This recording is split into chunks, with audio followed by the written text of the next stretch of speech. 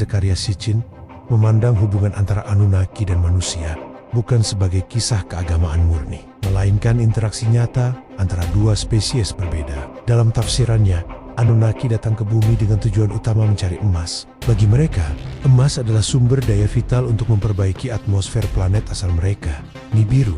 Namun, pekerjaan menambang emas di bumi dianggap berat, sehingga Anunnaki menciptakan solusi dengan membentuk makhluk baru yang dapat dijadikan tenaga kerja. Dalam teks Sumeria, terdapat kisah tentang penciptaan manusia dari tanah liat yang dipadukan dengan napas kehidupan para dua. Sitchin menafsirkan hal ini sebagai proses rekayasa genetik.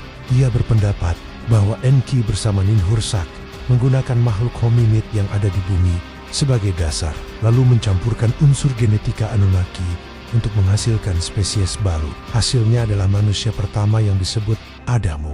Bagi istilah tanah liat hanyalah simbol dari bahan dasar biologis yang digunakan dalam eksperimen tersebut. Setelah manusia diciptakan, hubungan dengan Anunnaki berkembang ke arah yang lebih kompleks. Pada awalnya, manusia ditempatkan di lokasi-lokasi tertentu untuk bekerja di tambang emas. Namun, seiring waktu, manusia mulai diajari keterampilan lain, seperti bercocok tanam, menulis, dan membangun kota.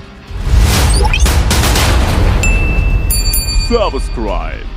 Hal ini terekam dalam catatan Sumeria yang menyebut Anunnaki memberikan atau hukum serta ilmu pengetahuan kepada manusia. Menurut Sitchin, pemberian pengetahuan ini adalah upaya Enki untuk meningkatkan kualitas manusia, walaupun sering berseberangan dengan kebijakan Enlil. Ketegangan muncul karena Enlil memandang manusia semakin berkembang dan berpotensi mengganggu dominasi Anunnaki. Ia digambarkan tidak menyukai keramaian manusia dan menganggap mereka berisik. Dalam kisah banjir besar, Enlil disebut berusaha memusnahkan umat manusia melalui bencana alam. Namun, Enki yang bersimpati justru memperingatkan seorang manusia bernama Ziusudra agar membuat bahtera dan menyelamatkan keluarganya. Kisah ini memiliki kesamaan mencolok dengan cerita banjir besar dalam teks Ibrani maupun tradisi lainnya, sehingga memperkuat keyakinan Sitchin bahwa semua kisah itu memiliki sumber yang sama. Hubungan emosional juga muncul dalam beberapa kisah,